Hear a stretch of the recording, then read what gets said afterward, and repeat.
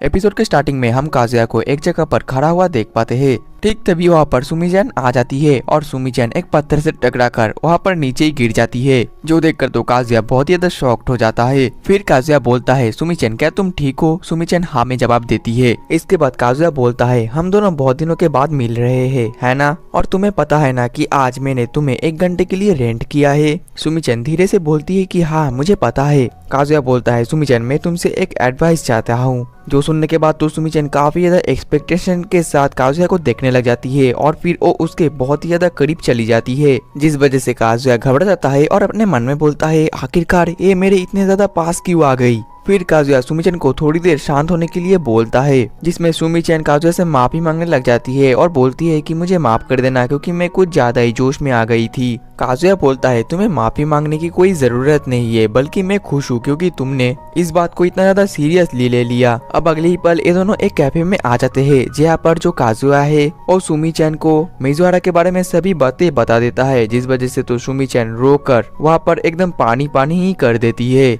इसके बाद सुमीचैन पूछती है, आखिरकार मिजुआरा अब कैसी है? काजुया बोलता है, ये तो मुझे भी नहीं पता, उसने तो मुझे हंसकर बोला कि वो एकदम फाइन है, वो अभी भी पुरानी मिजुआरा ही है, बस उसने अभी अपने ग्रैंडमा को खो दिया है और मुझे ये पता नहीं है कि वो अभी किसी दर्द में है, क्या वो रोना चाहती है, ये तो मुझे पता ही नहीं है। बस मैं उसकी हेल्प करना चाहता हूँ, लेकिन मैं उसके लिए कुछ नहीं कर सकता। हम दोनों ने एक साथ मूवी तो बना लिया, मगर मैं उसका कुछ नहीं लगता। हम दोनों सिर्फ रेंटल गर्लफ्रेंड के तौर पर एक दूसरे के साथ कनेक्टेड है और मैं तो उसके लिए एक स्ट्रेंजर हूँ। फिर काजुया ये भी बोलता है कि रिसेंटली एक दोस्त ने मुझे कहा है कि कोई भी लड़की अकेली नहीं जी सकती। क्या ये सच भी है? क्योंकि मिजुआरा अभी दुख में है, लेकिन वो बहुत ही ज्यादा स्ट्रॉन्ग है और उसे देखकर नहीं लगता कि उसे मेरे की कोई जरूरत है। और मुझे ऐसा लगा था कि तुम मेरे से अच्छी जानोगी कि आखिरकार मिजुआरा कैसी फील कर रही है, और इसलिए मैं तुमसे इस बारे में एक एडवाइस चाहता हूँ। और ये सब सुनने के बाद तो सुमीचैन एक ही घटक में सभी कॉफी को पी लेती है।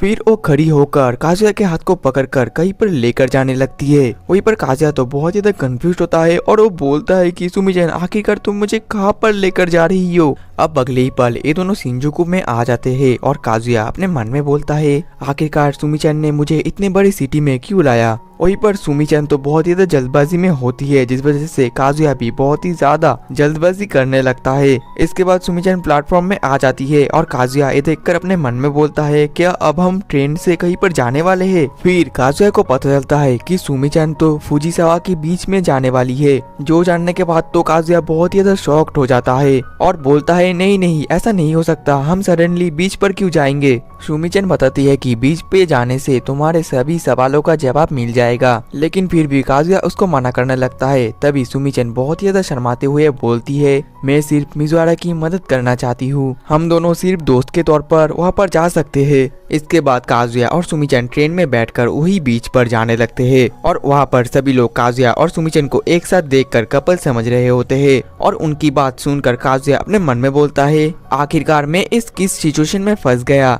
दूसरी तरफ तो सुमीचैन मोबाइल में बहुत ही ज्यादा ध्यान देकर कुछ देख रही होती है और काजुया तो फिर से अपने मन में सुमीचैन को लेकर फैंटेसीज बनाना शुरू कर देता है। फिर वो सोचता है, हम दोनों बीच पर जाकर क्या करेंगे, सिर्फ बैठे रहेंगे? लेकिन अभी तो हम दोनों एक दूसरे के साथ बात भी नहीं कर रहे हैं, जिस वजह से ये सिचुएशन बहुत ही ज्यादा ऑकवर्ड हो चुका है। लेकिन ठीक तभी सुमीचैन अपना उंगली को बाहर निकलकर काजुया को दिखाने लगती है, जो देखकर काजुया बोलता है, क्या तुम मैच गेम खेलना चाहते हो? तभी मामी हमें इस गेम का रूल को समझाने लगती है। इस गेम में एक प्लेयर दूसरे प्लेयर के उंगली को टच करेगी और अंत में जिसका ज्यादा उंगली निकालेगा वही हार जाएगा और जिसकी कम उंगली निकलेगी वो जीत जाएगा। इसके बाद वो दोनों गेम खेलना शुरू कर देते हैं। वही जब सुमीचैन काजुया के उंगली को टच करती है तो काजुया तो बहुत ही ज्यादा अजीब अजीब साउंड निकलना शुरू कर देता है। और फिर काजुया जब सुमीचैन की उंगली को टच करता है तो अपने मन में बोलता है, सुमीचैन की स्किन कितना ज्यादा सॉफ्ट है। और वो दोनों गेम खेलते हुए काफी ज्यादा खुश होते हैं। सुमीचैन तो काफी ज्यादा गेम को एंजॉय करती है और काजुया भी सुमीचैन को खुश देखकर काफी ज्यादा खुश होता है। देन अगले सीन में वो दोनों बीच पर पहुंच जाते हैं, लेकिन वहाँ पर स्विमिंग करना अलाउड नहीं होता, जिस वजह से सुमीचैन काफी ज्यादा उदास हो जाती है। इसके बाद काजुया फिर से मिजुआरा के बारे में सोचकर वहाँ पर उदास हो जाता है। फिर वो कहीं पर जाने लगती है और ये देखकर काजुया पूछता है, है आखिरकार तुम कहाँ जा रही हो, जिसमें सुमीचन बोलती है कि हम लोग उस लाइट हाउस के ऊपर जाएंगे। जो देखने के बाद तो काजुया बहुत ही ज्यादा शॉक्ड होता है क्योंकि वो लाइट हाउस काफी ज्यादा दूर होता है। फिर वो लोग वहाँ पर जाने लगते हैं। सुमीचन तो काफी ज्यादा जोश में होती है और आगे चल रही होती है। दूसरी तरफ काजुया तो बहुत ज्यादा थक गया होता है और वो पीछे पीछे चल रहा होता है।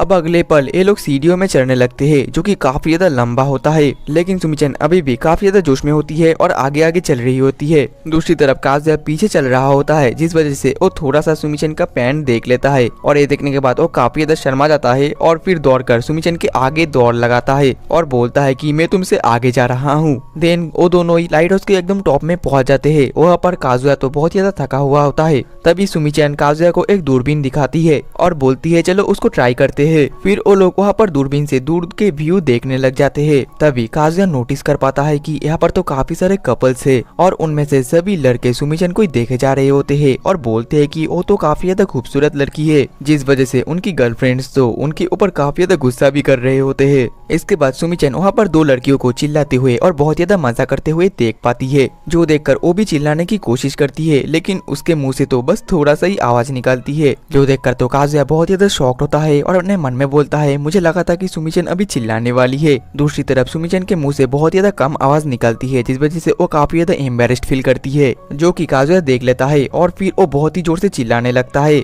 और बोलता है मैंने तुम्हारे बदले चिल्ला दिया, और ये काफी ज्यादा मजेदार भी था। इसके बाद सुमीचन वहाँ से जाने लगती है, जो देखकर काजुया अपने मन में बोलता है मुझे पता नहीं चल रहा कि आखिरकार सुमीचन क्या करना चाहती है। देन अगले सीन में वो दोनों काफी ज्यादा मजा करते हैं। वो लोग खाते हैं, खेलते हैं और कुछ गिफ्ट्स भी जीतते हैं, मतलब कि वो दोनों काफी ज्यादा एंजॉय करते हैं। अब अगले ही पल शाम हो जाती है और वो दोनों बीच पर बैठे हुए होते हैं। ठीक तभी सुमीचन अपने सॉक्स को खोलकर समुद्र के अंदर चली जाती है और वहाँ पर जाकर अकेली पानी से खेलने लग जाती है, जो देखकर तो काजुया बहुत ज्यादा शॉक्ड होता है और बोलता है सुमीचन क्या तुम अकेली ही पानी से खेल रही हो। जिसके बाद काजुया भी समुद्र के अंदर जाता है और सुमीचन के साथ खेलने लग जाता है और फिर उन दोनों को ही काफी ज्यादा वहाँ पर मजा आता है और काजुया तो खेलते खेलते नीचे गिर जाता है। लेकिन तभी वो रियलाइज कर पाता है कि उसका फोन उसके पॉकेट में नहीं बल्कि वो तो वह बीच पर ही रखकर आया था, जिस वजह से उसको थोड़ा सा राहत मिलता है। फिर वो बहुत ही जोर जोर से हंसने लगता है और बोलता है आज मुझे बहुत ही ज्यादा मजा आया। इसके बाद वो दोनों एक जगह पर बैठते हैं और सुमीचन काजुया को लिखकर समझाती है कि पॉजिटिविटी एक स्माइल से शुरू होती है। मैं ज्यादा यूजफुल नहीं हूँ, लेकिन मुझे ऐसा लगता है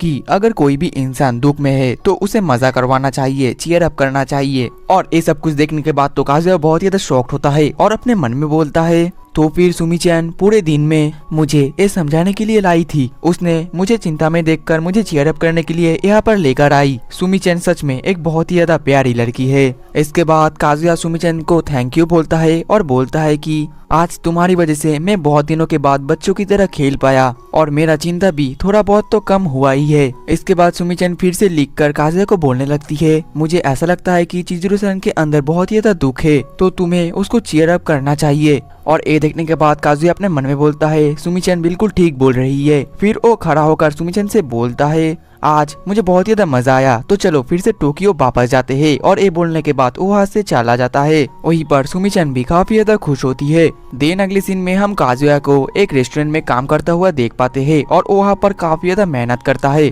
और वहाँ पर काजुया रुकाचन को भी चिजुरो के बारे में सब कुछ बता देता है। और काजुया रुकाचन को ये भी बोलता है मैं मिजुआरा को चीयर अप करना चाहता हूँ, जो सुनने के बाद रुकाचन काजुया को ये करने के लिए मना करती है। और कुछ देर बाद रुकाचन को भी समझ में आ जाती है कि सच में चिजुरो की हालत अभी काफी ज्यादा बुरी है, इसलिए और वो काजुया को नहीं रोकती और बोलती है मैं तुमको ये करने के लिए नहीं रोकूंगी, लेकिन बदले में एम्यूजमेंट पार्क में घूमने लेकर जाना पड़ेगा। जिसमें काजुया बहुत ज्यादा शर्माते हुए बोलता है मैं तुमको जरूर लेकर जाऊंगा। अब अगले ही पल काजुया अपने मैनेजर से अपने शिफ्ट के पैसे एडवांस में मांगने लग जाता है, जिसमें उसके मैनेजर बोलता है तुम एडवांस पैसे लेकर क्या करोगे। तो फिर काजुया बताने लगता है मैं एक लड़की को चीयर अप करना चाहता हूँ, जो सुनने के बाद तो उसका मैनेजर उसके साथ उल्टा सीधा बातें बोलना लग जाता है। लेकिन बाद में वो काजुया को पैसे देने के लिए मान जाता है। जिसके बाद काजुया फिर से मेहनत करने लग जाता है और वो तो एक्स्ट्रा शिफ्ट भी कर लेता है। फिर 10 घंटे का शिफ्ट करने के बाद तो काजुया का हालत काफी ज्यादा खराब हो जाता है और घर आकर पूरा तरीके से सो जाता है और बोलता है कल मैं मिजुआरा को रेंट करने वाला हूँ। दिन अगले सीन में काजुया मिजुआरा के लिए एक जगह पर वेट कर रहा होता है और वो काफी ज्यादा टेंस भी होता है और अपने मन में बोलता है मैंने आज मिजुआरा को पूरे 10 आवर्स मतलब कि पूरे दिन के लिए रेंट कर लिया है और मैं तो ग्रैंडमा सायोरी के फ्यूनरल के बाद से उससे मिला भी नहीं हूँ। पता नहीं आज मैं उसको कैसे फेस करूंगा। और ये सब कुछ सोच कर काजुया तो बहुत ज्यादा परेशान हो जाता है और फिर बोलता है पता नहीं मिजुआरा आज कैसी होगी। वही दूसरी तरफ हम मिजुआरा को देख पाते हैं जो कि काजुया की तरफ ही जा रही होती है और इसी के साथ ही हमारा एपिसोड 10 भी खत्म हो जाता है। तो दोस्तों मिलते हैं नेक्स्ट एपिसोड में, तब तक के लिए टाटा बाय बाय सायोनारा।